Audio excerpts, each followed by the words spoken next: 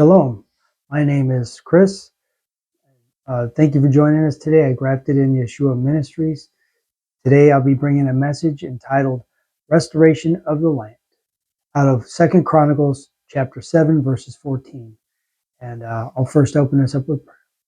Father God, we just come before you. We give thanks, Lord, for your word and for your message, Father. I just lift this time up to you. I lift this message up to you, and I yield myself to the Holy Spirit, that the Holy Spirit might minister to whoever they will through this message. I just give it over to you, and I thank you in Yeshua's name. Amen. And so today's topic is going to come out of 2 Chronicles chapter 7, verses 14. So it begins with, "My people who are called by my name humble themselves, pray, and seek my face, and turn from their wicked ways. Then I will hear them from heaven, and I will forgive their sin, and will heal their land." Now we see in this verse, the Lord was speaking to the ancient Israel. But I believe that it applies to believers today because of our redemption through Jesus Christ. The land is corrupted because humanity is corrupt. God's people have a responsibility in being part of the restoration of the land. Man's connection to the land or earth starts back in Genesis 2:17 when God creates man from the earth. Then God curses the ground because of Adam's sin. So that gives us that connection between humanity and between the earth. And so, plus also, God gives man dominion over the earth in Genesis. Jesus was made a curse so that we would have the authority to overcome curses. So when God's people are walking in blessing, so is the land. Corruption of the lands and nations and leaders reflects the people of that land.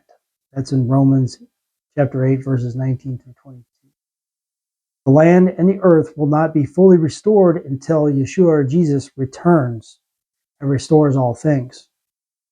So we see in Proverbs chapter 29, or Proverbs 29, verses 2, says, "When the righteous increase, the people rejoice. But when the wicked man rules, people groan." And in Proverbs chapter 14, or Proverbs 14:34, it says, "The righteous exalts a nation, but sin is a disgrace to any people."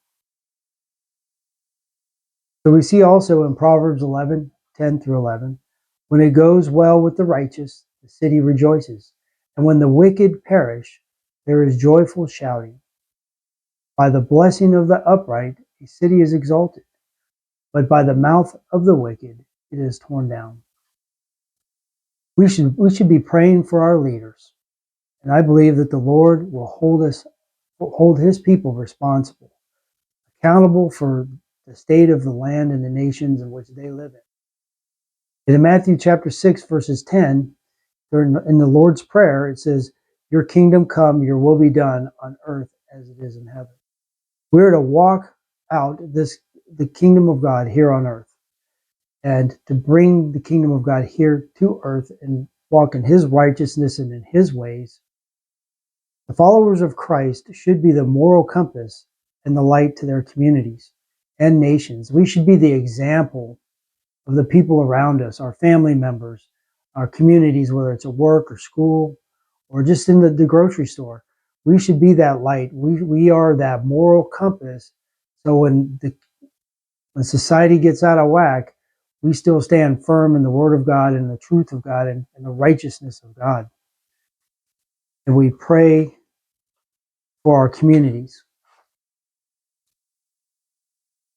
And saying all that, we're living in the last hours of this age, I believe. And this could potentially be the finest hour of the church. Even if God doesn't restore the lands during this age, we will be held responsible for what we did and didn't do. So if we didn't do what the Lord has assigned us to do, then we're going to be held accountable to that. Part of the reason why there's so much corruption in the land is because we're not doing what we're supposed to be doing individually as well as collectively as a body of believers. Excuse me. And so there's a lot of us that we think we're doing the God's work, but we're doing what we want to do for God. And we're just calling it God's work instead of doing what God has called us to do. And that's where we really need to really seek the Lord and what our assignment is here on earth. All of us is something different. For some of us as pastors, some of us deacons, some of us are called to be prayer warriors and to intercede on behalf of the nations, intercede on behalf of the people in our lives, and the Holy Spirit will lead you in that. And we all have different gifts that the Lord gives us for that responsibility He's given us as well, for that task, for that calling in our life, part of our destiny that He has already written in a book for us.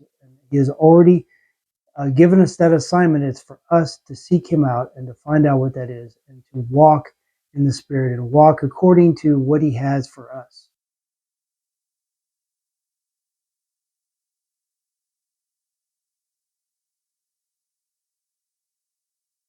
So even if God doesn't, like I said, if God doesn't restore the lands during this age, we are still responsible, still accountable to what the Lord has assigned us to do.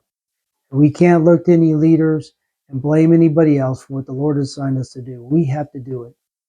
We have to do what it is that He's requiring of us.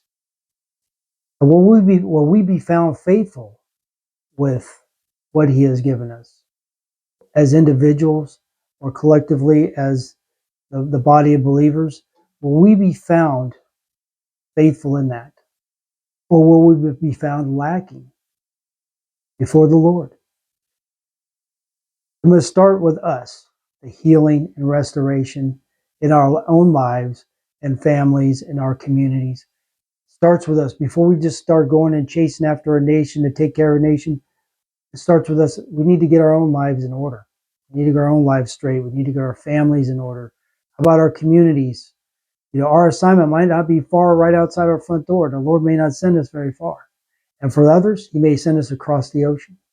It's just, but you need to know, you need to be in the Lord. You need to know what He is calling you to. You need to be praying and you need to be seeking Him for guidance. We need to humble ourselves, asking for forgiveness, repenting, being washed in the blood of Jesus.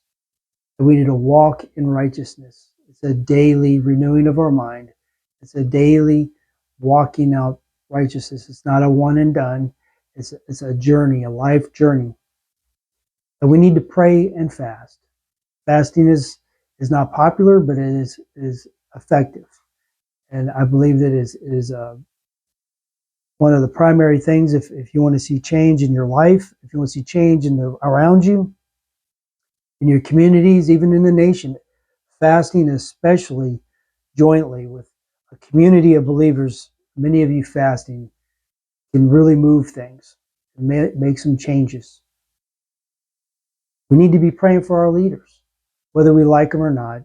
We need to be praying for them because if they get saved, then the Lord will deal with them and change their hearts from within. And even if they're not saved, the Lord could still speak to them and move them in the direction that He wants them to go. And we need to be studying and knowing God's word. And that's so we can hear His voice. So when we hear His voice, we know it's His voice. Because His voice will line up with the word of God. And we need to trust Him. We need to trust who He is and trust His word. Be obedient to what He says and walk in the Spirit and in truth. Be surrendered to the Messiah, Yeshua, or Jesus Christ. Be surrendered to Him. Walk fully. Make Him the Lord of your life. Like I said, these calls us to as believers. And if you don't know Him, then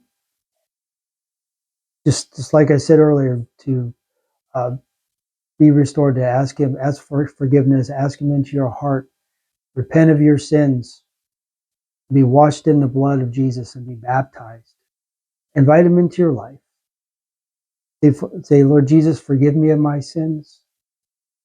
Invade my life, take over my life, change me, Make me like you. I repent of my sins in Jesus' name. And they go be baptized. And so I thank you for this time. I'm going to end it with prayer. And Father, I thank you for this opportunity to speak to your people. And I lift this nation up to you and all the nations of the world and the lands that we live in.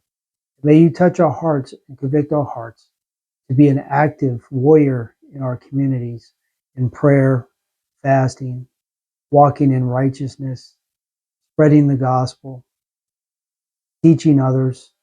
Father, I pray this conviction on the hearts of all believers, that they would tackle this, that they would support their community, that they would pray over their community, be a blessing to their community, because where there is a blessing, there is no curse.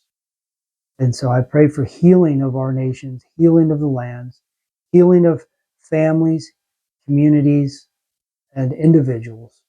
I pray for that. And I pray for that conviction in the hearts, for that flame of the Holy Spirit to be lit. So I thank you, Lord. Thank you for everybody who is listening. And I just give this over to you and I praise you in Jesus' name. Amen. Thank you for joining us at Grafted In Yeshua Ministry. Until next time.